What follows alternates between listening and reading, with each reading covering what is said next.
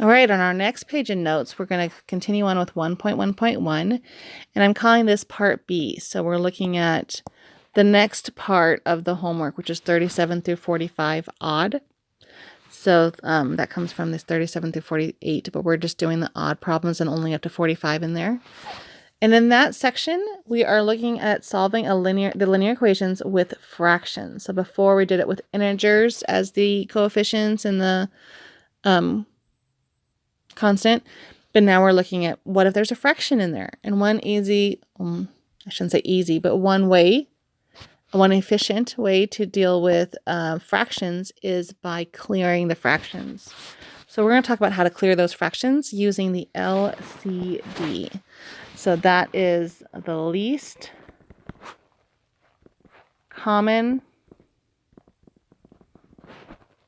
denominator. And that word can be a little intimidating sometimes. Okay, how do I find the LCD? Do I have to look back at my third grade notes? How do I find the LCD? Well, I don't really have to stress too much about it.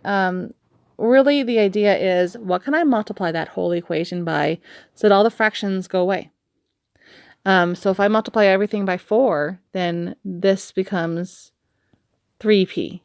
So see, when I multiply by a number that's in the denominator, then it becomes a integer. The fraction goes away. This one I could multiply by 2 and get 1p, but I want something that I can multiply the whole equation by. So I want to multiply by 4 here also, and then I would get 4 over 2p, or just 2p. So still getting an integer.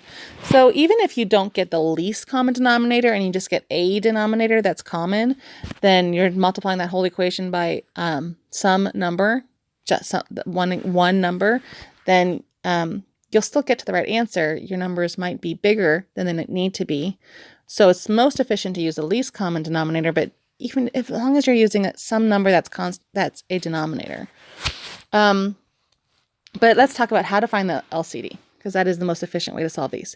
So least common denominator means look at my denominators and think about all those multiples of those numbers. So 2, the multiples of 2 are 2, 4, 6, 8, and so on, all those evens.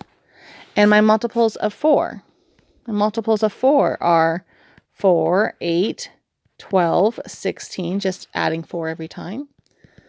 And I think about, so those are possible denominators. Those are multiples of those denominators. But I want the one that's least, so that's the smallest number that's common or on both lists. So if I look at these lists, there's my 4. That's the smallest number that's on both lists. So that's my LCD here. So my LCD here is 4. So I multiply that whole equation by 4, and you get a 2p. Don't forget to multiply every term. So I multiply this term by 4, this term by 4, and this term by 4. I get negative 20, and I get 3p. So see, that's clearing the fractions. The fractions are now gone. Now I have an equation that I know how to solve. We talked about that in part A, and we just add 20 to both sides. Well, they did a little differently. I always put the variables on the left and the constants on the right, but they got all the variables on one side, constant on the other side, and got p equals negative 20. All right, so let's try some. So let's try some examples from 37 to 48. Let's try 38. So we're going to clear the fraction by multiplying by the LCD and then solving the linear equation. Okay, so the LCD here. So I have one denominator is 12, the other one is 24. So I want to make a list of all the multiples. And I can do this in my head if I want to, but I'm going to write it out here so you can see what I'm thinking. But once you feel more confident with it, you're welcome to do that in your head. So 12, the multiples of 12 are 12, 24, and actually I can stop right now, because as soon as I get to a number that I know is on this list, then I know I have my least common denominator. So there's my 24. I'm going to multiply every piece by 24. So remember to multiply every single term. This is another common mistake is I see people will forget to multiply that 3 by 24.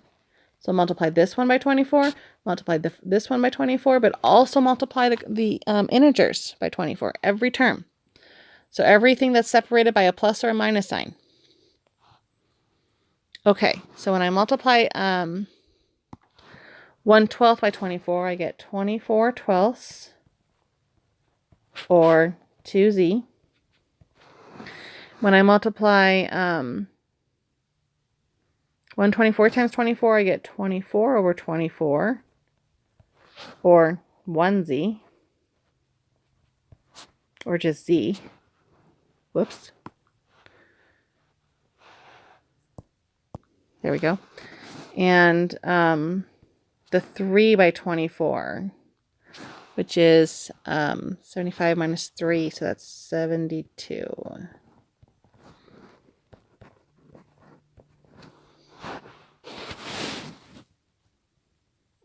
Okay, and then I want to get all my variables on the left and my constants on the right. I already have all my constants on the right, but I still have a z here I want to get rid of. So the z on the right, to get rid of that, I'm just going to subtract z.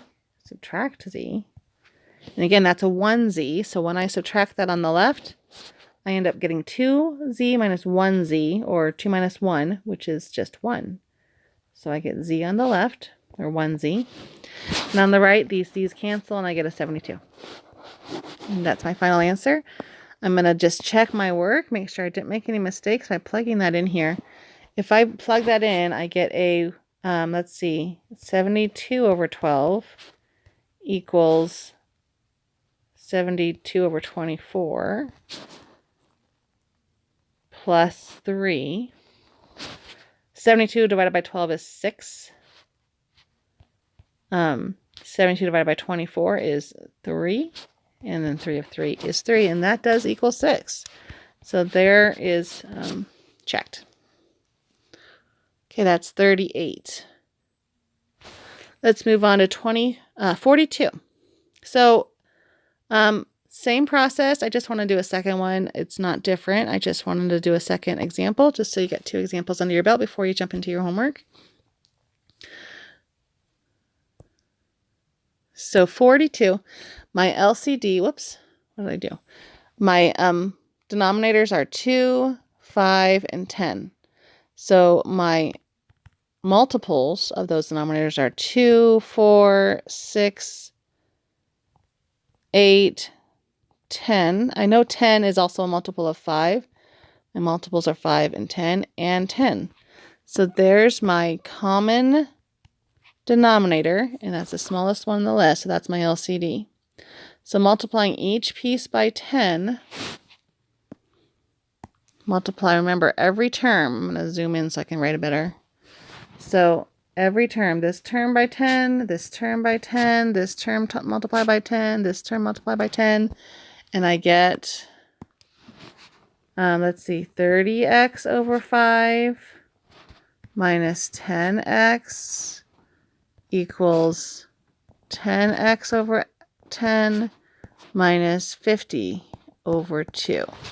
That simplifies to 6x minus 10x equals x minus 25. And I'm going to simplify on the left. I can combine like terms. I get negative 4x. And on the right, I can't combine, so I'll just recopy that. And now I want to get all my variables on the left. So I'm going to add an x to both sides. And that gives me negative 3x on the left and a negative 25 on the right. And then, I'm sorry, messed up. Sorry, I want to subtract x from both sides. So I end up getting a negative 5x. I'm sorry about that. So that positive x and negative x cancel, and I get negative 5x on the left. And then to get x isolated, I divide both sides by negative 5. And I get x equals 5. There's my final answer, but I'm going to check it because, as you see, I often make little mistakes like adding x instead of subtracting x. So I'm going to check it by plugging in that 5, and I might just do this in my head, but I'll write it out here so you can see what I'm thinking. So I'll do 3 times 5 over 5 minus 5. So I'm just plugging in the 5 for x equals 5 over 10 minus 5 over 2. And simplifying that, I see these 5s are going to cancel. And I get 3 minus 5 on the left, and that's a negative 2 on the left. And on the right, I get, let's see, 5 over 10 is 1/2. And 5/2 is 2.5. So 1.5 minus 2.5 is going to leave me with a negative 2. So there's my check, and I feel confident now with my answer for 42. And that concludes the notes for section 1.1.1, which also concludes the notes for all of 1.1 because we are only doing 1.1.1.